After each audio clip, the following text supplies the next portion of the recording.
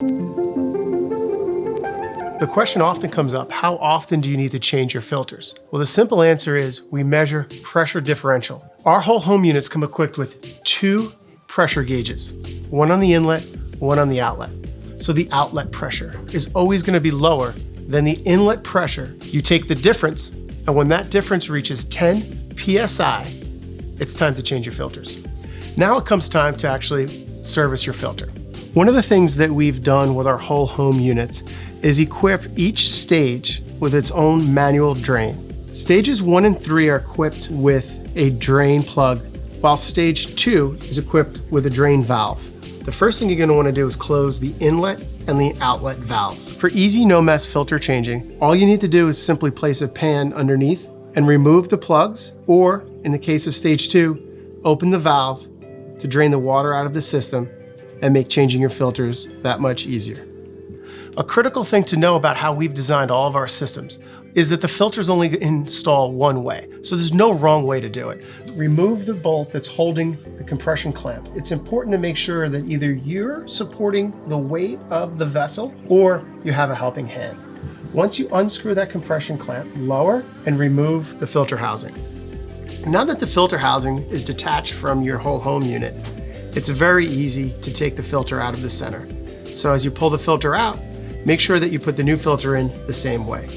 And now all I'm going to do is reverse my steps. Put the compression clamp back up in place, and then you're going to gently slide up the filter housing and then tighten the wing nut. You want to make sure that you have this hand tight. No tools are necessary, but you do want to make sure it's good and snug so there are no leaks. Next, we're going to move on to stage 2. On stage 2, you're going to want to unscrew each of the wing nuts on the top. The swing bolts will just gently fall to the side of the housing. Once all the bolts are swung out of the way, you can just gently lift up the top of the housing and set it aside for now. It's important when you set it aside that you do take a look and make sure that the O-ring is in place. The next thing you're going to do is remove the housing center section. See here in the middle, there's a wing nut. Remove that. Once it's removed, set out of the way, you're just going to reach in and pull that lid out. Each filter then will come out the top of the unit, same as the other first stage and second stage.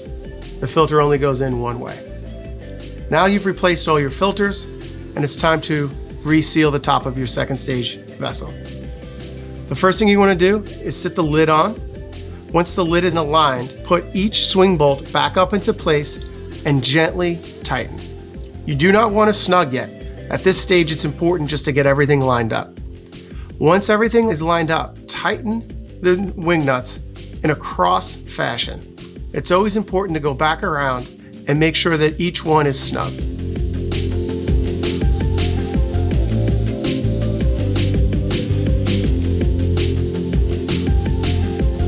And now it's time to change the force field filter, which is in our third stage of our whole home unit. You're going to start by releasing the pressure clamp. That's done by simply unscrewing the wing nut. Remember, it's important to support the weight of the housing as you take the compression clamp off. Once the compression clamp is released, you're going to slowly lower the housing, exposing our force field filter. Now, something I want to point out is that each stage filter is completely different. And we do that for 2 reasons. One is we want to make sure it's important that each stage gets put in correctly. But the other thing is each stage is special in its function. So for the force field stage, if you notice, the top of the filter is attached to the housing. So in this particular case, we're going to turn it counterclockwise, and then we're going to simply pull the filter down, releasing that double O-ring seal.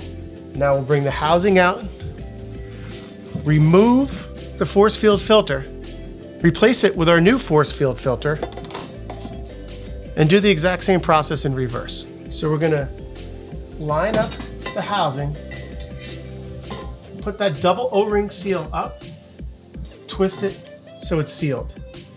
Once it's sealed, we're going to get a compression ring and line it up, lift the housing back into place, connect the compression ring, and tighten our wing nut.